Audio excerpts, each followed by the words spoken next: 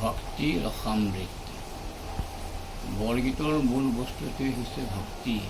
বৰগীতৰ বক্তব্য হৈছে কৃষ্ণ ভক্তি।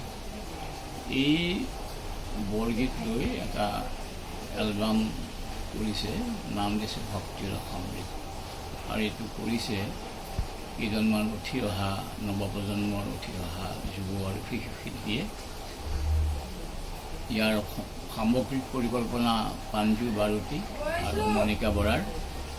আৰু ইয়াৰ সংগীত পৰিচালনা কৰিছে অসমৰ এগৰাকী যশস্বী সংগীত শিল্পী প্ৰশান্ত ৰাজখোৱাই।